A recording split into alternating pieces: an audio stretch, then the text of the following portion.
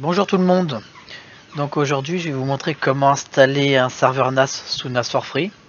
C'est entre guillemets la suite d'une vidéo que j'ai faite il y a quelques temps. On m'a demandé de faire une suite. Je me sentant pas trop à l'aise, je l'ai mis un peu de côté pour le moment, mais bon, je vais quand même prendre mon courage à deux mains et le faire. Donc je vais quand même survoler rapidement ce que j'ai fait précédemment, donc dans mon ancienne vidéo. Donc si vous voulez plus de détails sur l'installation, téléchargement, etc., je vous mettrai le lien de ma vidéo dans la description. Donc dans un premier temps, nous allons télécharger le logiciel, donc NAS for Free, donc nas4free.org. On va télécharger la dernière version. Donc vous cliquez sur le bouton plutôt Download from SourceForge. Là on prend la dernière version 11.1.04. Donc même si vous la voyez la vidéo plus tard, d'ici là il y aura sûrement d'autres versions, hein. Ils sont régulièrement à jour, donc pour ça ils sont très réactifs, hein. Donc là vous voyez c'est du 7 mars, la dernière version. Donc moi je vais prendre la version Live CD, vous prenez ce que vous voulez, en live USB, si vous avez l'habitude de booter en USB le système, il n'y a pas de problème. Donc moi je fais la bonne vieille école, hein. Donc on patiente 5 secondes. Donc là sur Google Chrome il se télécharge automatiquement, mais vous si vous êtes sur Firefox ou autre navigateur, il y aura une fenêtre contextuelle qui va s'afficher. Il faudra faire enregistrer sous votre bureau ou peu importe quoi. Donc moi pour ma part je l'ai déjà téléchargé. Donc voilà. Donc moi je passe par une machine virtuelle puisque j'ai déjà 2 serveurs à la maison, ça me suffit largement. Je vais pas m'amuser à refaire un autre PC juste pour vous montrer le tutoriel. Alors ensuite donc on va vous allez donc soit graver votre CD ou le convertir en USB bootable, l'insérer sur votre PC ou serveur et le booter sur ce dernier. Donc ça aussi sur l'ancienne vidéo je vous ai mis des liens comment booter sur un CD, comment accéder au BIOS, etc. Donc NAS for Free, tac.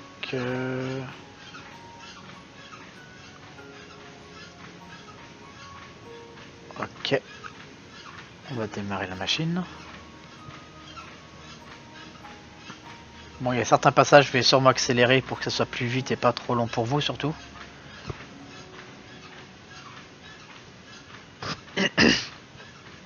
Donc je vous explique quand même rapidement les étapes que je vais effectuer.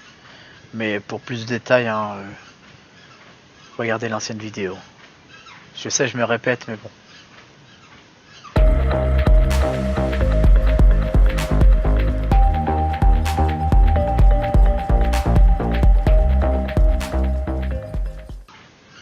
Donc là, patientez, hein, c'est un peu long.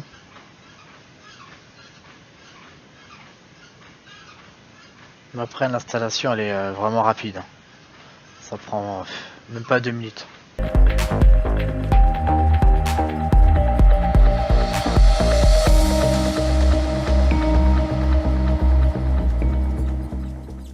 Donc là aussi, si vous voyez qu'il est bloqué sur Update Database, enfin Pass Database, enfin Pass DB, ne vous inquiétez pas, je sais pas si c'est normal, mais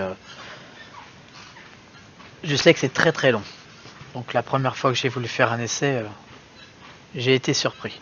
Donc là on va faire la touche 9 du clavier du pavé numérique pour installer ou mettre à jour le serveur. Bon, comme je disais précédemment sur l'autre vidéo, je préfère installer sur un full et pas sur un embedded. Embedded, c'est si vraiment vous n'êtes pas à l'aise encore sur un serveur et osez pas faire de bêtises, donc de préférence prenez celui-là. Moi pour ma part je prends la version 3, le numéro 3 installe full OS. Donc partition Linux et pas l'amorçage de boot de Windows. Hein. Ok. Alors sur le CD, là je vais prendre mon disque dur 90 Go. Parce que en fait, ah ouais, faut savoir, c'est que j'ai testé sur un 16 Go, c'est pas suffisant. Maintenant, faut minimum, je crois que c'est 50 Go minimum maintenant pour installer Nassau Free. Avant la version 11, je crois que même sur la 10, on pouvait encore installer sur une petite carte SD hein, de 16 Go, ça suffisait largement, mais maintenant non. Il est un peu plus gourmand qu'avant. Donc là je laisse par défaut 3 Go, ça c'est la mémoire vive de 16 Go d'installer. Ok. Donc là il a créé les 4 partitions, dont 2 pour le système, enfin plus 2 pour le système. Donc là c'est assez rapide, hein. Pas long du tout. Voilà, donc là il précise qu'il faut absolument faudra absolument pas toucher au disque dur système, donc tout ce qui touche ADA 0. Donc les 4 partitions qu'on a vu tout à l'heure et les 2 partitions système. Voilà, donc entrée pour continuer. Donc là, flèche de droite, exit, donc touche entrée. Et là, vous allez faire un set reboot. Donc vous, quand vous allez rebooter au redémarrage donc, du PC au serveur, vous allez éjecter votre CD ou clé USB. Pour éviter qu'il reboot sur ce dernier quoi. Sinon vous allez vous retrouver sur la même interface d'installation quoi. Donc moi pour ma part vu que je suis en machine virtuelle je serai obligé de l'éteindre. Donc 8 shutdown oui. Yes. Et éjecter mon CD.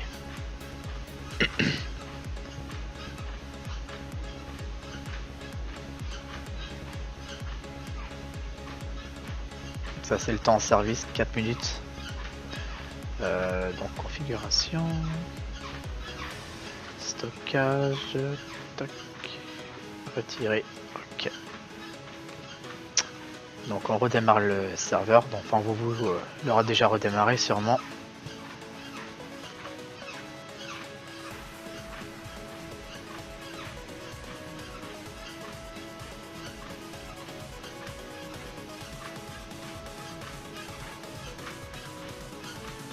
Donc là aussi c'est relativement rapide. Il restera sûrement bloqué encore sur l'updating pass DB, je crois c'est ça, database. Faut que je me renseigne ce que c'est que ce service. Parce que là je vois absolument pas ce que c'est. Oui, updating pass database, enfin pass DB. Donc voilà. Ça c'est une nouveauté, hein. Il n'y était pas dans le 10 déjà. Moi sur mon serveur je suis encore en version 10.1 je crois. Donc voilà. Ensuite on va paramétrer donc notre... Enfin c'est vous qui voyez, moi je vais changer mon adresse IP. En tapant la touche 2 du pavé numérique.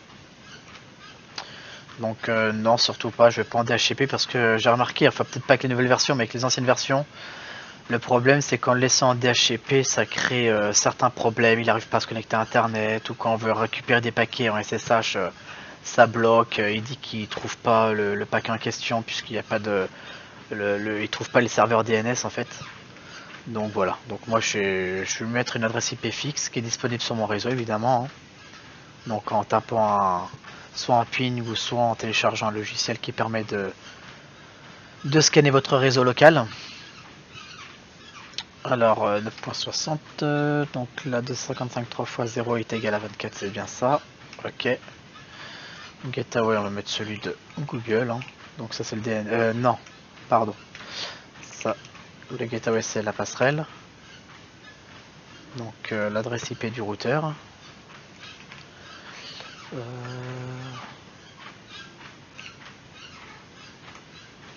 J'ai du mal. 254. Ok. Et là le DNS, on va mettre celui de Google. IPv6 non, on l'active pas. Donc là on patiente quelques secondes. Voilà. Donc maintenant il dit que pour avoir accès donc à l'interface web du serveur, ça sera cette adresse IP là. Donc Ah, ça c'est bon, téléchargement, ça aussi. On va taper notre adresse IP qu'on a vu précédemment. Donc là, c'est l'utilisateur admin, mot de passe NAS4FREE, donc NAS for free. Alors, bah ça aussi c'est une nouveauté, hein. Il n'y a plus besoin de le reparamétrer en français, ça se fait automatiquement. Donc on va dans Général, détection automatique de la langue par rapport à l'interface web. Donc vu qu'il sait que mon système de navigation est en français, donc il met automatiquement en français. Mais bon, je vais quand même le forcer en français pour être sûr à 100%. On sait jamais. Notre utilisateur, là respectez bien les minuscules et majuscules, on y reviendra après pourquoi. Protocole, je le mettrai en sécurisé, donc HTTPS. Il génère automatiquement des certificats et une clé privée qu'on va devoir valider par la suite quand on va se reloguer. Ça je laisse par défaut, en général on n'y touche pas. Fuseau horaire, je vais mettre Europe Paris. Paris. Il est là. Ensuite, format de la date. Jour de la semaine, jour, mois, année, heure, minute, seconde, c'est parfait. Ça, j'ai activé le NTP. Donc c'est le... Bon, regardez le lien rapidement en fait. C'est un serveur universel de temps. Je vais vous montrer rapidement.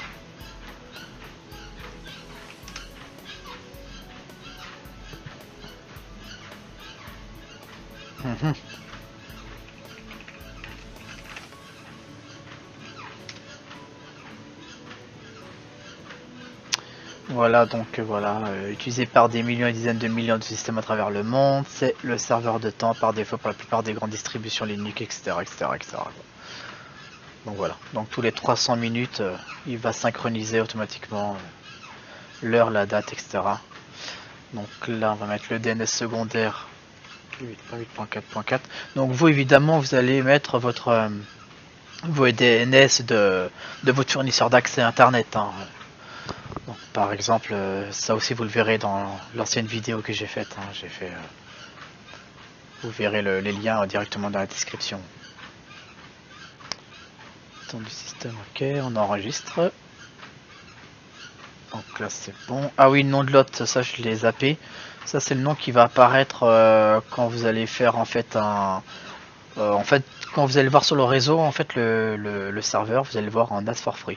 Donc on peut l'appeler aussi serveur, soit en français, soit en anglais. Serveur-Chris, puisque les caractères spéciaux ne sont pas acceptés. Local, le domaine, on le laisse par défaut. Enregistrer.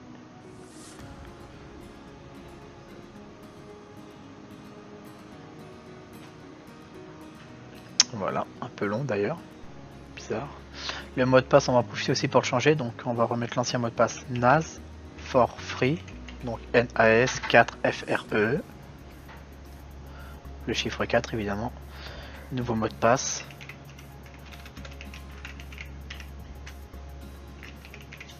Ah, pardon.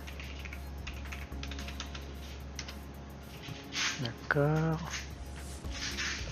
Ensuite, mais je pense que pour le moment ça va être bon. Avancer, qu'est-ce qu'il y a? Ça, j'ai activé le service bonjour de chez Apple. Souvent, c'est ce qui est proposé pour annoncer les services de la machine. Le reste, non, je n'y touche pas, j'en ai pas d'utilité. Enfin, on peut désactiver aussi l'accès en fait au système de menu. C'est marqué à désactiver le gestionnaire de fichiers, etc. Quoi, ce qui se trouve là, gestionnaire de fichiers, on peut le désactiver pour plus qu'il apparaisse, etc. Ça, c'est s'il y a d'autres personnes que vous avez créé un compte et qui vous voulez pas qu'ils accèdent en fait à certains outils. Désactiver le haut-parleur interne, ça c'est quand il démarre le serveur, vous allez entendre des bips, enfin il va émettre des bips au démarrage et à l'arrêt. Sans le store défaut, ça aussi. Bah après c'est tout, on active. Enfin, moi personnellement j'active que le service bonjour et c'est tout.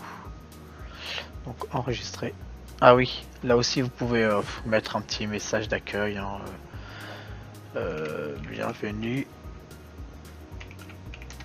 sur le serveur de Chris Industries.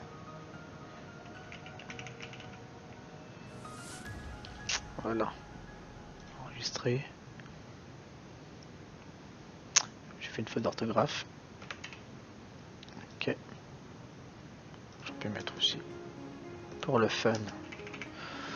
On va arrêter de jouer. Donc voilà. Donc là on va redémarrer le serveur. Donc pour qu'il puisse prendre en compte toutes les modifications qu'on a faites. J'ai du mal. Donc là on va voir qu'il va redémarrer.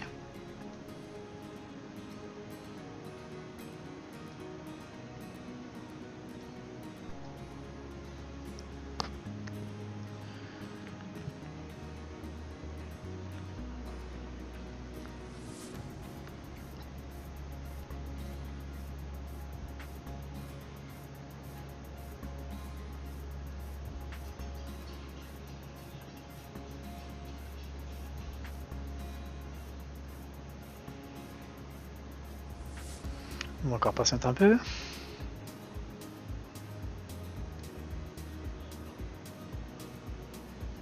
Donc faut pas oublier, c'est quand même un serveur. Hein. Et encore, je le trouve relativement rapide à démarrer. Hein.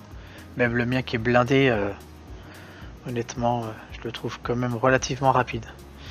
Donc là, il a bien démarré. Donc là, il dit que maintenant pour accéder à l'interface web, c'est HTTPS. Donc à ne pas oublier, puisque sinon on se fait envoyer bouler. Voilà, ce site est inaccessible.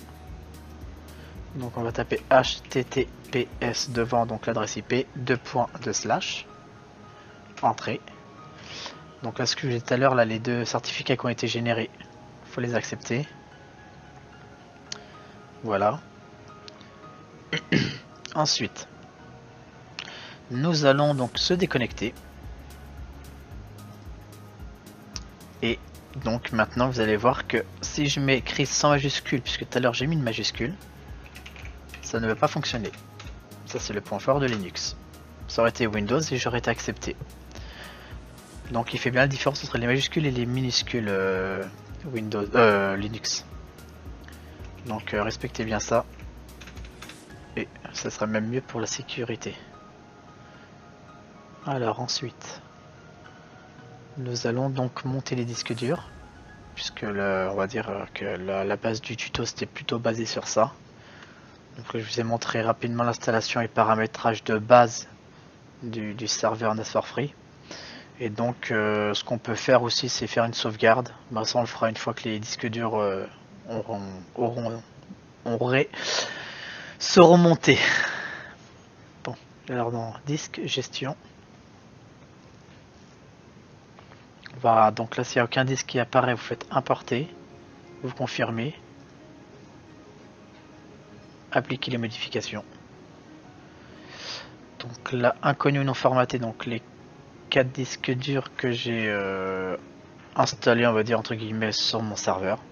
Donc vous, ça sera sûrement des disques durs, soit sur un contrôleur RAID, SAS, ou tout simplement sur la carte mère directement en SATA. Donc ça sera exactement le même principe. Hein. Vous cochez, puis... Enfin, il n'y a pas besoin de cocher en fait, je dis des bêtises, il faut juste les importer. Donc confirmer l'appli, le paramétrage, elle est dans format de disque dur, donc formatage de disque. Donc là on va laisser en pool de stockage ZFS. On va cocher tous les disques durs sauf celui-là, parce que celui-là il est pas bon, c'est un test. Donc on va faire suivant. Nom du volume, je vais l'appeler groupe 1.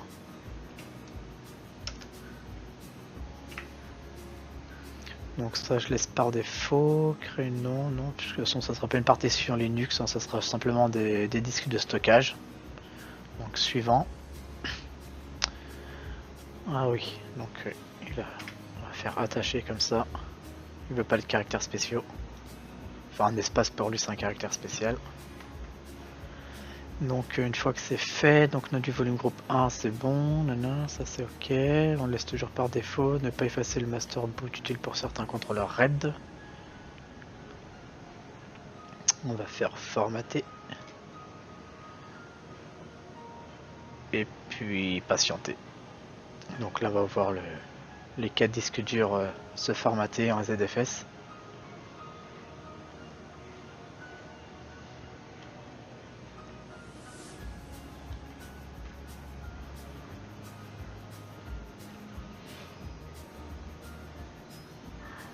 Un, 2, 3 et le quatrième. Dès qu'il est marqué done, enfin terminé en français, c'est bon. Donc là on clique OK. Donc là ils sont prêts à être construits les disques durs. Après je vais vous montrer aussi le point fort des disques formatés en ZFS. Vous allez vite comprendre pourquoi. Et là ça va devenir très intéressant. Donc gestion des disques c'est fait, format du disque c'est fait, donc maintenant on va retourner dans disque ZFS.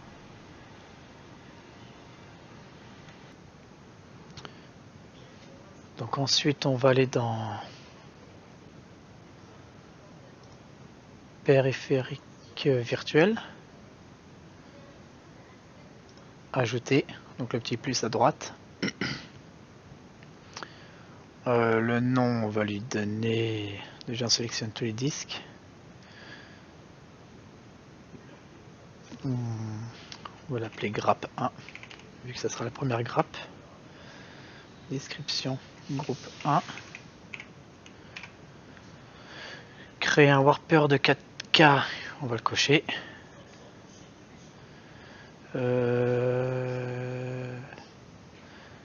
Donc là, de toute façon, il vous fait une petite note de ce qui est recommandé. Hein. Par exemple, pour une simple parité, c'est 3, 5 ou 9 disques maximum. Pour une double parité, donc en RAID Z2, il faut du 4, 6 ou 10 disques durs maximum. Et pour une triple parité, 5, 7 et 11. Donc c'est quand même important de respecter ça. Alors c'est quoi? C'est-à-dire que si sur par exemple une parité, double parité, par exemple sur les 4 disques durs, s'il y en a 2 qui tombent en panne, vous pouvez continuer à travailler sans problème. Vous avez une tolérance de panne de 2 disques durs. Donc aussi bien pour 6 que pour 10. Donc sur 10 disques durs, vous pouvez avoir une tolérance de panne que de 2 disques. Donc là ça fait quand même un peu juste hein, pour 10 disques durs. Donc autant faire plusieurs groupes de petites grappes pour avoir un maximum de tolérance de panne.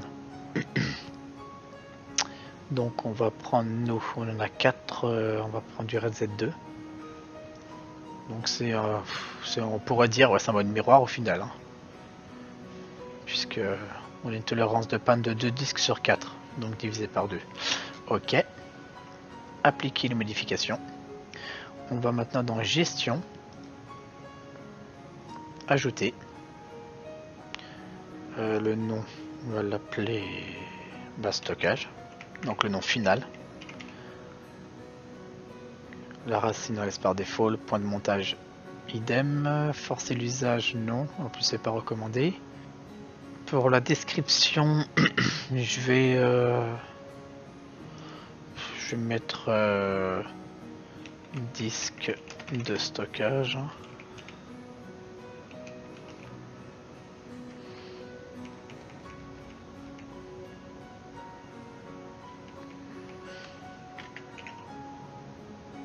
Oh là, décidément. Disque de stockage, on va cocher donc la grappe 1.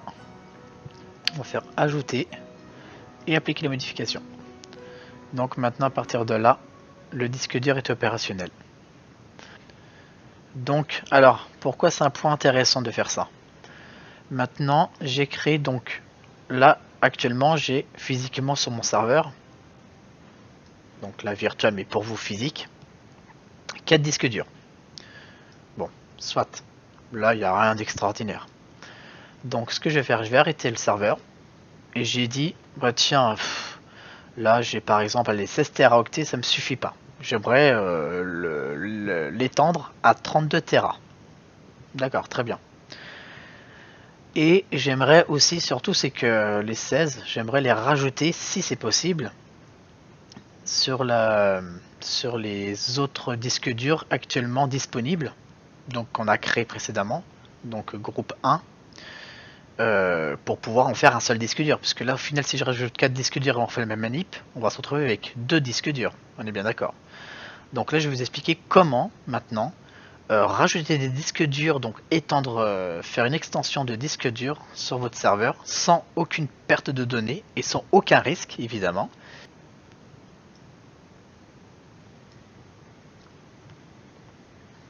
Alors pour ce faire, je vais créer dans configuration, stockage, on va recréer 4 nouveaux disques durs, donc je vais sûrement accélérer tout ça. Hein.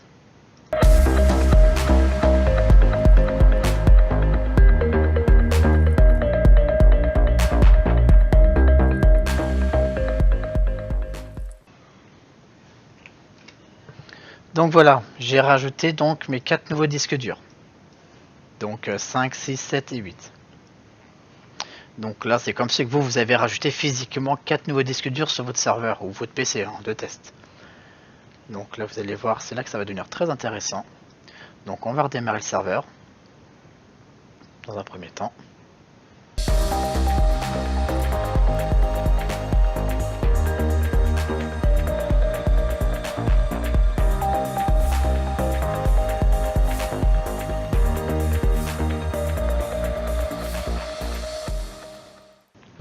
Donc voilà, le serveur a démarré.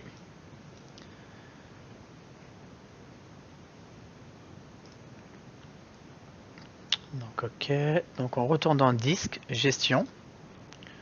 Là évidemment il réapparaît toujours pas. Donc on va refaire importer. Quitte à même faire effacer les informations de configuration avant d'importer disque, on va déjà faire ça. Importer, ok. Appliquer modification. Et là on voit bien nos 4 disques durs qui ont été ajoutés. Donc ADA 7, ADA 8, ADA 9 et il en manque un ADA 6. D'accord. Donc voilà. Donc on va format disque dur. Donc sélectionner nos 4 disques durs. C'est vrai que c'est perturbant ça, mais bon, ça vous ne l'aurez pas évidemment. Donc on va prendre nos 4 nouveaux disques durs de 2 Go.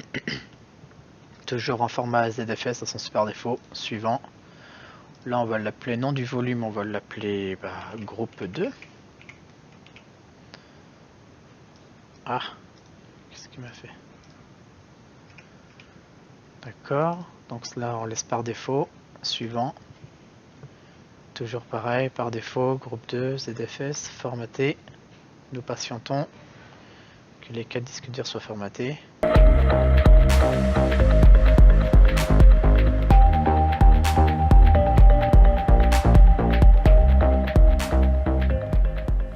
Voilà, c'est fait. Donc là, ok. Ensuite, disque ZFS.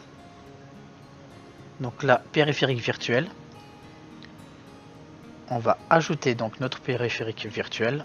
Nom, on va l'appeler grap 2.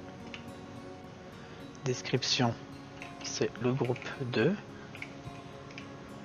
Voilà, on va créer le warper à 4K. On sélectionne tous nos disques durs qui ont été formatés en ZFS, sinon ils ne seront pas apparus ici. Hein. Et on va refaire la même chose donc en RedZ 2, puisque là il y a 4 disques durs. Donc voilà, ok. Appliquer les modifications. Donc là il y a notre groupe 1, grap 1 et grap 2. En description groupe 1 et groupe 2.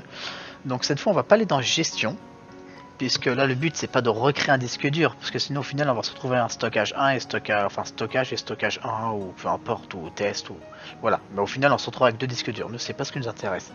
Nous ce qu'on veut faire c'est étendre en fait le disque dur actuel sans aucune perte de données évidemment, pour pouvoir ajouter je sais pas encore des photos de famille qui sont trop volumineux ou des vidéos de famille qui sont en 4K par exemple. Donc nous allons dans outils, on va faire ajouter un périphérique virtuel. Alors tout ça c'est vraiment tout nouveau ça aussi, hein, parce que ça je me rappelle, je crois qu'encore la version 10 ou 9, j'étais venu me le taper en ligne de commande tout ça en fait. Donc c'était tout aussi efficace, mais bon, au moins en plus on savait ce qu'on tapait, parce que là en fait on a juste à cocher, on fait suivant et puis voilà, on sait pas exactement ce qui se passe. Donc c'est vrai que si vous pouvez aussi le faire en ligne de commande, ce sera quand même plus sage, mais bon, pour le moment on va le faire version interface web, hein, graphique. Donc ajoute un périphérique virtuel au pool, c'est ce qu'on veut faire, donc ce qu'on a créé, donc un périphérique virtuel, donc les 4 disques durs en un seul disque virtuel, qu'on va rajouter donc au pool, donc une piscine en français, hein, donc enfin pour moi j'appelle ça une grappe, hein, tout simplement, donc directement au pool qui se trouve dans gestion. Donc actuellement notre pool s'appelle stockage. Donc ajouter périphérique virtuel au pool. Suivant. Donc là on laisse par défaut, on va pas forcer l'opération. Ça c'est s'il est en cours d'exécution. Excusez-moi. Ça c'est s'il est en cours d'exécution, forcer l'opération, ou vous pouvez faire même un mode test pour être sûr que ça soit fonctionnel et qu'il n'y ait pas d'erreur. Surtout si vous avez plusieurs téraoctets. Vaut mieux faire quand même un petit mode test, ça coûte rien, hein. Surtout que c'est vraiment quasi instantané la commande qu'on va faire, donc vous allez voir, ça va être très rapide, hein. Donc là, sélectionnez le pool, donc c'est le pool stockage, donc la piscine qui se trouve dans gestion. Suivant. Et on veut donc importer, enfin ajouter, on va dire plutôt, pas importer, la grappe 2 qui se trouve dans virtuel dans gestion. Donc voilà. Donc là, il n'y a aucune erreur, aucune erreur reconnue, quoi. Suivant. Ouais, oui, c'est quasi instantané. Bah si, il voilà quand même la commande. Autant pour moi, j'ai dit une bêtise. Donc voilà, en gros c'est ça la commande qu'il faudra taper en gros si vous voulez faire. Donc zpool add, donc en SSH, stockage, donc ça c'est le nom, donc il faudra mettre zpool pour ajouter, donc zpool c'est la commande. Vous pouvez faire aussi un zpool statute stockage pour voir un peu le statut du disque dur. Donc zpool add, ajouter stockage, donc le nom du pool, donc de la piscine. Donc le format, donc c'est du RED Z2 qu'on a fait, et vous mettez toutes les extensions. Donc par exemple dev ada 6, dev ada 7, dev ada, etc., etc., etc. La commande s'est effectuée avec succès. Donc voilà. Et maintenant, si nous allons vérifier dans gestion ou même information, donc déjà gestion, on voit bien que déjà il a gonflé notre stockage. Et dans information, on voit bien que stockage, maintenant donc le groupe 2 appartient bien au stockage. Donc là il y a redz-0, redz2-1. Et ça on peut le faire avec encore autant de disques durs que vous voulez, quoi. Donc si on a commencé aussi avec 4 disques durs, autant continuer avec des grappes de 4 disques durs. C'est fortement recommandé, hein. On va pas s'amuser à mettre une grappe de 2 disques durs en redz1 et l'ajouter, je sais même pas si on peut le faire avec 2 disques durs, non, je crois que c'est 3 minimum, sinon ça sera en mode miroir, en 2 disques durs. Bon, enfin bref, vous avez compris le principe, donc voilà, c'est vraiment le grand avantage d'avoir déjà un serveur. Et surtout, voilà, on peut étendre l'espace de stockage infiniment. Bon, je vais pas trop m'éterniser sur ce sujet. On peut aussi créer des snapshots, ils appellent ça, donc des instantanés, voilà, traduit en français. Donc ça permet, bon je suis pas encore trop à l'aise avec ça, je l'ai activé moi sur mon serveur pour des raisons de sécurité. C'est-à-dire qu'en gros c'est un peu comme une restauration de système de Windows. Sauf que là c'est pour les disques durs. Donc je pense qu'il n'y a que ZFS qui le fait aussi, parce qu'en RAID normal je pense pas qu'on puisse le faire, en RAID 5, RAID 10, peu importe. Et donc là on peut aussi donner l'âge. C'est-à-dire que toutes les semaines, si vous faites des modifications de fichiers, modifications de dossiers, ajouts, suppressions, lui va les stocker, donc ça va prendre plus de place sur le disque dur évidemment. Par exemple, je sais pas si vous avez 5 Go d'utiliser sur le disque dur, donc le disque stockage, il va vous prendre à peu près plus la moitié, donc sur 5 multiplié par 2 pour 10. C'est à dire que si vous avez fait une boulette, par exemple, vous avez supprimé par inadvertance un dossier important avec plein de vidéos de votre famille, des trucs voilà, qui sont malheureusement irremplaçables, hein. C'est pas comme si on pouvait télécharger des films, on s'en foutait, on supprime, on peut les reprendre. Et ben grâce à ça, vous pouvez en fait restaurer donc les instantanés, c'est-à-dire restaurer la boulette que vous avez effectuée auparavant. Donc vous voyez, on peut donner quand même pas mal énormément de jours, même 180 jours, donc ce qui n'est pas négligeable. Donc ça, je vous recommande de l'activer quand même, surtout si c'est quand même pour un serveur de stockage de données personnelles. Hein, c'est vrai que bon, tout le monde le dira hein, sur n'importe quel forum. Anna, c'est pas non plus un serveur de stockage pour y stocker donc des données personnelles. Mais moi personnellement, c'est ce que je fais parce que bah, j'estime que le serveur c'est fait pour ça aussi. Et s'il y a des tolérances de panne, c'est aussi fait pour ça. Donc, et puis de toute façon, même si on achète un disque dur externe dans le commerce, on n'est jamais à l'abri. Si on le branche du jour au lendemain, il va péter le truc, ça arrive. Hein, ça m'est déjà arrivé plus d'une fois, moi malheureusement. Donc voilà, donc à force de débrancher, rebrancher un disque dur externe, il apprécie pas trop non plus. Donc voilà. Donc voilà une petite solution aussi déjà pour y stocker ses données personnelles. Et dans de prochaines vidéos, je vais vous montrer comment installer une gel. Une gel, c'est une prison en français, ce qui va permettre d'installer d'autres systèmes. Et bon, vous allez vite comprendre. Hein, je vais vous faire des vidéos dessus et surtout les avantages qu'on peut avoir avec ce système de gel. Donc voilà, donc je vous dis à très bientôt pour d'autres vidéos et puis bye. Ciao ciao.